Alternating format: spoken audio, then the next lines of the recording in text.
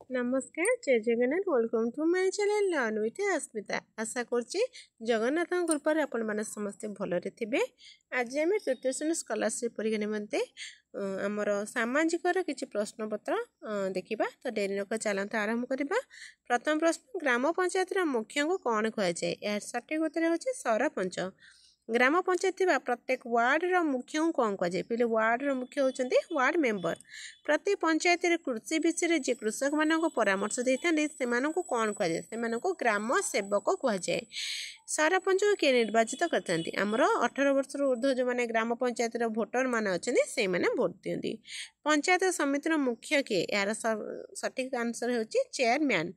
पंचायत समिति चेयरमैन क्या द्वारा निर्वाचित होता? यार सठिक उत्तर होची पंचायत समितिर सभ्य एवं सभ्य मान द्वारा।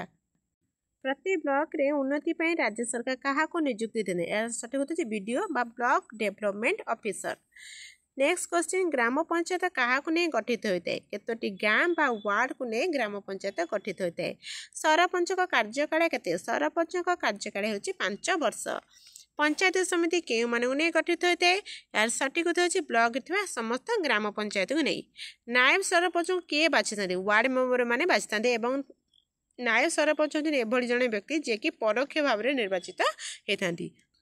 प्रति ग्राम पंचायत मुख्य कार्य कौन? ग्रामर बहुविध उन्नति साधन करने।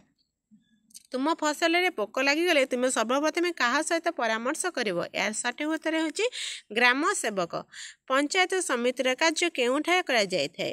यार सठिक उत्तर होची ब्लॉक ऑफिस रे।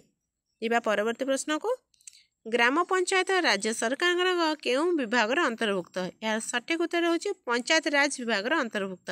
सहरांचल उन्नति पाई केउ संस्था गढ़ा होता है? यार सठिक उत्तर होची पौर परिषद। पौर परिषद कार्यालय मुख्य किए? यार सठिक उत्तर होची कार्यनिर्वाही अधिकारी। बड़ बड़ सहर रे कौन कार्य करे? यार सठिक उत्तर होची पौर परिषद कार्य करे। बहुत बड़ हेले सेटा पौर परिषद 3 भाग एनएससी म्युनिसिपालिटी और होची महानगर निगम। विज्ञापित अंचल परिषद केउठे कार्य करे? छोट छोट सहर रे। महानगर निगम मुख्य को कौन कह जाए? यार सठिक उत्तर होची मेयर।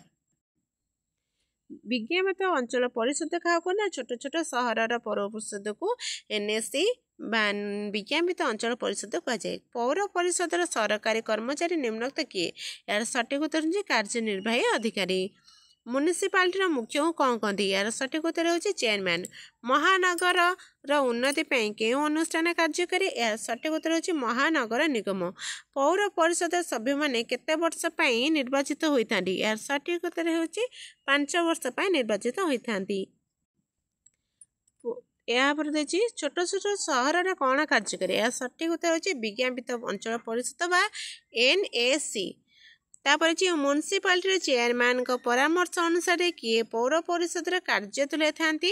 यार सठिक उत्तर होची कार्यनिर्वाही अधिकारी। सहरांचल शिक्षा स्वास्थ्य परिमल व्यवस्था को बुझीबा कहार कार्य? यार सठिक उत्तर होची पौर परिषद। महानगर निगम ऑफिसर को कौन कह जाए? यार सठिक उत्तर होची कमिशनर। प्रति जिलार शासन मुख्य को कौन कह जाए? यार सठिक उत्तर होची जिलापाल। प्रति सब डिविजन स्तरीय मुख्य शासन दायित्व किए थांती? यार सठिक उत्तर होची उपजिलापाल। तहसील मुख्य को कौन कह जाए? यार सठिक उत्तर होची तहसीलदार। परवर्ती प्रश्न, जिलार शांति श्रृंखला रक्षा विभाग मुख्य किए? जिला आरक्षी अधीक्षक बा एसपी। अदालत केते प्रकार? 2 प्रकार। गोटा होची देवानी अदालत और होची फौजदारी अदालत। जमी जमा संबंधी विवाद केउ अदालत रे आलोचना करा जाए? यार सठिक उत्तर होची देवानी अदालत। पेशकार कार्य के? पेशकार कार्य होची पिले विचारपति को निकट रे नथिपत्र को पेश करबा। विचारपति को ठीक तल टेबुल किए बसता? यार सठिक उत्तर होची पेशकार।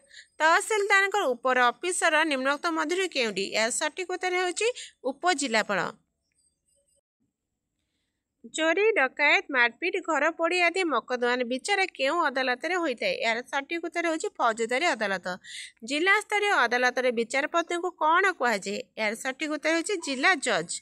ଯେଉଁ କଳିଗୋଳର ସମାଧାନ ଗ୍ରାମ ପଞ୍ଚାୟତରେ ହୋଇପାରେ ନାହିଁ ତାର ସମାଧାନ କେଉଁଠାରେ ହୁଏ? ଏହା ସଠିକ୍ ଉତ୍ତର ହେଉଛି ଅଦାଲତରେ।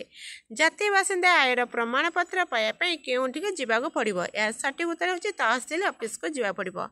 ଜିଲ୍ଲାର ମୁଖ୍ୟ ଶିକ୍ଷା ଅଧିକାରୀଙ୍କୁ କ'ଣ କହନ୍ତି? ଶିକ୍ଷା ମଣ୍ଡଳାଧୀଶ ବା DEO ବା ଡିଷ୍ଟ୍ରିକ୍ଟ ଏଜୁକେସନ ଅଫିସର।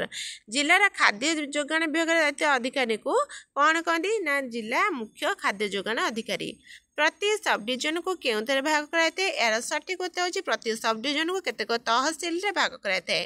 ଅଦାଲତର ମୁଖ୍ୟ କାର୍ଯ୍ୟ କ'ଣ? ଅଦାଲତର ମୁଖ୍ୟ କାର୍ଯ୍ୟ ହେଉଛି ସମସ୍ତଙ୍କୁ ସଠିକ୍ ନ୍ୟାୟ ପ୍ରଦାନ କରିବା। ଜମିର ଖଜଣା ଆଦାୟ କରିବା ନିମ୍ନୋକ୍ତ ମଧ୍ୟରୁ କାହାର କାମ? ଏହାର ସଠିକ୍ ଉତ୍ତର ହେଉଛି ତହସିଲ। ଓଡ଼ିଶାର ହାଇକୋର୍ଟ କେଉଁଠାରେ ଅଛି? ଏହାର ସଠିକ୍ ଉତ୍ତର ହେଉଛି କଟକ। ଜିଲ୍ଲାର ଶାନ୍ତି ଶୃଙ୍ଖଳା ରକ୍ଷା କରୁଥିବା ମୁଖ୍ୟ ବ୍ୟକ୍ତି ଜଣକ କିଏ? ଏହାର ସଠିକ୍ ଉତ୍ତର ହେଉଛି SP। ଜିଲ୍ଲାର ପ୍ରତ୍ୟେକ କାମକୁ ତଦାରଖ ଓ ନିୟନ୍ତ୍ରଣ କରୁଥିବା ବ୍ୟକ୍ତି କିଏ? ଏହାର ସଠିକ୍ ଉତ୍ତର ହେଉଛି ଜିଲ୍ଲାପାଳ। ଜିଲ୍ଲାର ମୁଖ୍ୟ ଅଦାଲତକୁ କି ଅଦାଲତ ବୋଲି କୁହାଯାଏ? ଏହାର ସଠିକ୍ ଉତ୍ତର ହେଉଛି ଜିଲ୍ଲା ଜଜ୍ କୋର୍ଟ। ଜମିର ଖଜଣା ଆଦାୟ କରିବା କାହାର କାମ? ତହସିଲ କାମ। ନିମ୍ନଲିଖିତ ମଧ୍ୟରୁ କିଏ ଜିଲ୍ଲାପାଳଙ୍କ ନିକଟରେ ଜବାବଦାୟୀ ନୁହନ୍ତି ବା ଉତ୍ତରଦାୟୀ ନୁହନ୍ତି? ଏହାର ସଠିକ୍ ଉତ୍ତର ହେଉଛି ମହାନଗର ନିଗମର ମେୟର। ନିମ୍ନଲିଖିତ କେଉଁ ଅଦାଲତରେ ଖୁନି ଆସାମୀର ବିଚାର ହୁଏ ନାହିଁ? ଏହାର ସଠିକ୍ ଉତ୍ତର ହେଉଛି ଦେୱାନୀ ଅଦାଲତ। ଜିଲ୍ଲାପାଳଙ୍କୁ କିଏ ନିଯୁକ୍ତି ଦେଇଥାନ୍ତି? ଏହା ସଠିକ୍ ଉତ୍ତର ହେଉଛି ରାଜ୍ୟ ସରକାର। କୃଷିର ଉନ୍ନତି ପାଇଁ ଜିଲ୍ଲା ସ୍ତରର ମୁଖ୍ୟ କିଏ? ଏହାର ସଠିକ୍ ଉତ୍ତର ହେଉଛି ଜିଲ୍ଲା ମୁଖ୍ୟ କୃଷି ଅଧିକାରୀ। ଏଗୁଡ଼ିକ ମଧ୍ୟରୁ କେଉଁଠିକି ଆମେ ଡାଲି ଭାବରେ ବ୍ୟବହାର କରୁ? ପିଲେ ଏହାର ହେଉଛି ସଠିକ୍ ଉତ୍ତର ହେଉଛି ମୁଗ। ଏଗୁଡ଼ିକ ମଧ୍ୟରୁ କେଉଁଠି କାଠରେ ତିଆରି? ହାତ। ଏଟାର ସଠିକ୍ ଉତ୍ତର ହେଉଛି ଖଟ। ଗହମରୁ କ'ଣ ମିଳେ? ଉତ୍ତର ଅଟା।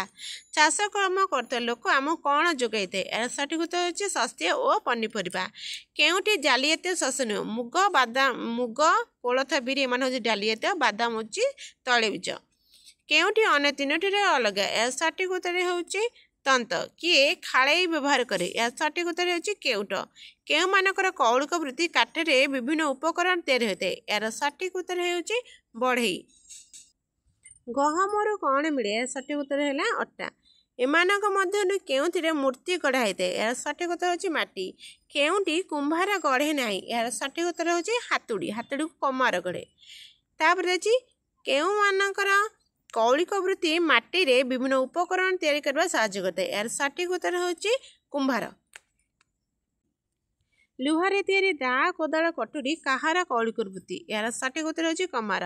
ସୁନା ଓ ରୂପାରେ ତିଆରି ବିଭିନ୍ନ ସାମଗ୍ରୀ କାହାର କୌଳିକ ବୃତ୍ତି? ଏହାର ସଠିକ୍ ଉତ୍ତର ହେଉଛି ବଣିଆ। ସୂତାରେ ତିଆରି ବିଭିନ୍ନ ପୋଷାକ ପତ୍ର କାହାର କୌଳିକ ବୃତ୍ତି ଅଟେ? ଏହାର ସଠିକ୍ ଉତ୍ତର ହେଉଛି ତନ୍ତୀ। ନଦୀ, ନାଳ, ପୋଖରୀରୁ ମାଛ ଧରି କିଏ ନିଜର ଜୀବିକା ଅର୍ଜନ କରେ? ଏହାର ସଠିକ୍ ଉତ୍ତର ହେଉଛି କେଉଟ। ଆମେ ବଞ୍ଚିବା ପାଇଁ କ'ଣ କରିବା ଦରକାର? ଏହାର ସଠିକ୍ ଉତ୍ତର ହେଉଛି ଖାଦ୍ୟ ଖାଇବା ଦରକାର। କେଉଁ ଶସ୍ୟଟିରୁ ଡାଲି ଜାତୀୟ ଖାଦ୍ୟ ମିଳେ ନାହିଁ? ଏହାର ସଠିକ୍ ଉତ୍ତର ହେଉଛି ଗହମ। ଜୋତା ସିଲେଇ ପାଇଁ ଆମେମାନେ କାହା ପାଖକୁ ଯାଇଥାଉ? ଏହାର ସଠିକ୍ ଉତ୍ତର ହେଉଛି ମୋଚି। ଦା ବଜାଇବା ପାଇଁ ଆମେ କାହା ପାଖକୁ ଯାଇଥାଉ? ଏହାର ସଠିକ୍ ଉତ୍ତର ହେଉଛି କମାରଶାଳକୁ। ତାପରେ ଦେଇଛି ଯିଏ ଚାଷ କାର୍ଯ୍ୟ କରି ଧାନ, ମୁଗ, ବିରି ବିଭିନ୍ନ ପନିପରିବା ଆମକୁ ଯୋଗାଏ ତାକୁ କ'ଣ କହନ୍ତି? ତାକୁ କୃଷକ କହନ୍ତି। ଦୁଧ, ଦହି, ଲହୁଣୀ, ଘିଅ, ଛେନା ଆମେମାନେ କାହାଠାରୁ ପାଇଥାଉ? ଏହା ସଠିକ୍ ଉତ୍ତର ହେଉଛି ଗାଈ ଓ ମଇଁଷିମାନଙ୍କ ଠାରୁ। କଣ୍ଟି ବା କାଠରେ ତିଆରି ହୋଇଥାଏ କେଉଁଥିରେ ଲାଗିଥାଏ? ଏହା ସଠିକ୍ ଉତ୍ତର ହେଉଛି ଲଙ୍ଗଳରେ। ଆମେ ଖାଉଥିବା ଖଇ ଓ ମୁଢ଼ି କେଉଁଥିରୁ ତିଆରି ହୋଇଥାଏ? ଏହା ସଠିକ୍ ଉତ୍ତର ହେଉଛି ଧାନରୁ। ବାରିଶି କିଏ କେଉଁ କାର୍ଯ୍ୟ କରିବାରେ ବ୍ୟବହୃତ କରିଥାଏ? ଏହାର ସଠିକ୍ ଉତ୍ତର ହେଉଛି ବଢ଼େଇ। ଭିଡ଼ିଓଟି ଆଜି ପାଇଁ ଏତିକି ଥିଲା। ଭିଡ଼ିଓଟି ଭଲ ଲାଗିଲେ ଭିଡ଼ିଓଟିକୁ ଲାଇକ୍ କରିବେ, ସେୟାର କରିବେ ଆଉ ସବସ୍କ୍ରାଇବ୍ କରିବାକୁ ଜମା ବି ଭୁଲିବେନି। ମନ ଦେଇ ପଢ଼ନ୍ତୁ, କଠିନ ପରିଶ୍ରମ କରନ୍ତୁ, ସଫଳତା ନିଶ୍ଚୟ ପାଇବେ। ରହୁଛି। ଜୟ ଜଗନ୍ନାଥ।